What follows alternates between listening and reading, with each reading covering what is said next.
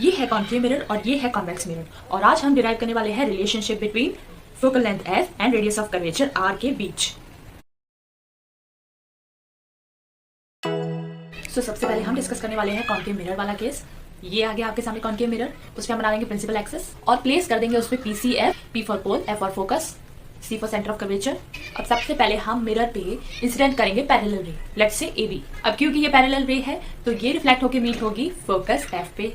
अब दूसरी रे हम पास करेंगे सेंटर ऑफ कर्वेचर से, और हम जानते हैं कि सेंटर ऑफ कर्वेचर से जाने वाली रे वापस आके सेंटर ऑफ कर्वेचर पे ही मीट करती है। तो यहाँ पे इस फिगर में आप देख सकते हैं एंगल ए बी सी बना रहा है एंगल ऑफ इंसिडेंस, वही एंगल सी बी एफ बना रहा है एंगल ऑफ रिफ्लेक्शन। अब देखिए इस फिगर में जो साइड पी एफ है वो है focal length F, I am not saying focus, is focal length. P F is a focal length F, और पी सी जो है वो रिप्रेजेंट कर रहा है आर, मतलब कि रेडियस ऑफ कर्वेचर। इन्हीं दोनों के बीच का रिलेशन हमें डिराइव करना है आफ्टर ऑल।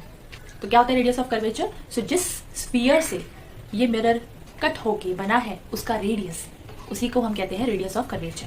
अब देखिए यहाँ पे एंगल BCF और ABC बना रहा है ऑल्टरनेट एंगल, तो ये दोनों इक्वल हो जाएंगे। सो BCF भी क्या हो गया? I। सो अब आते हैं हम डेरिवेशन वाले पार्ट पे। डेरिवेशन के लिए हमारा फोकस रहेगा ट्रायंगल CBF पे।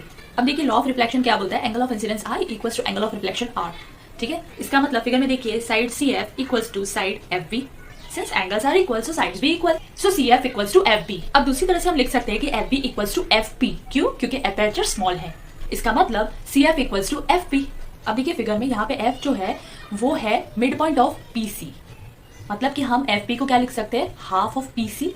FP क्या है? PF और FP सेम ही है। So PF equals to half of PC। So PF क्या है? फोकल लेंथ F, PC क्या है? Radius of curvature R। बस वैल्यू प्लेस कर देंगे with sign conventions. Sign conventions याद रखिएगा, कॉन्केव मिरर के केस में सभी कुछ नेगेटिव होता है, तो यहाँ पे F भी नेगेटिव होगा और R भी नेगेटिव होगा। सारी वैल्यूज प्लेस करने के बाद हमें मिलता है minus F equals to minus R by two. Minus minus दोनों साइड से कैंसिल होने पर हमें मिलता है F equals to R by two, which means focal length of concave mirror equals to half of its radius of curvature. तो हमें एक रिलेशन मिला F equals to R by two concave mirror के केस में। क्या convex mirror के case में भी सेम ही होगा? आइए देखते हैं। अब फिर से हम कंस्ट्रक्ट कर देंगे कॉन्वेक्स मिरर, उस पर हम बना देंगे प्रिंसिपल एक्सिस और उस पर प्लेस कर देंगे PFC, pole, focus, centre of curvature. याद रखिए इस केस में हमें वर्चुअल इमेज मिलती है। फिर से हम इस मिरर पे पैरेलल रे इंसिडेंट करेंगे, let's call it as AB। वो हमें मीट होती दिखती है फोकस पे, बैक साइड द मिरर। दूसरी रे हम पास करेंगे सेंटर ऑफ कर्वेचर से, और वो हमें मीट होती दिखती है सेंटर ऑफ कर्वेचर पे ही। अब यहाँ पे फिर से angle ABN equals to angle of incidence and angle DBN equals to angle of reflection, same like concave वाला केस।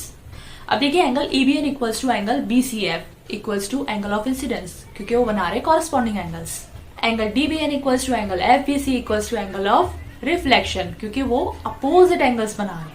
चलिए फिर से एक बार हमारा प्राइम फोकस ट्राइंगल CBF पे, यहाँ पे law of reflection again follow होता है, that is angle of incidence equals to angle of reflection, मतलब कि side CF equals to side FB, but again FB equals to FP। क्यों? क्योंकि small aperture. मगर प्रिंसिपल फोकस F का क्या था? वो तो हमेशा से PC का मिड पॉइंट ही रहना है।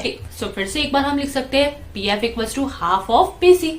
PF क्या है? फोकल लेंथ F, PC क्या है? Radius of curvature R mirror. और याद रहे कॉन्वेक्स मिरर के केस में साइन कन्वेंशंस ये है, F और R पॉजिटिव रहते हैं। सो PF की जगह हम प्लेस करने वाले हैं F, PC की जगह हम प्लेस करने वाले हैं R। फिर से हमें वही रिलेशन मिलता है F equals to R by two. So convex mirror के केस में भी focal length of the convex mirror equals half of its radius of curvature. So finally F equals to R by 2 एक relationship है between F that is a focal length and R that is a radius of curvature। ये दोनों ही cases में valid है, चाहे वो convex mirror हो चाहे वो कॉन्केव मिरर हो। अब आई होप आप एग्जाम में बहुत ही अच्छे से लिख पाएंगे और कभी ना भूलेंगे ये डेरिवेशन।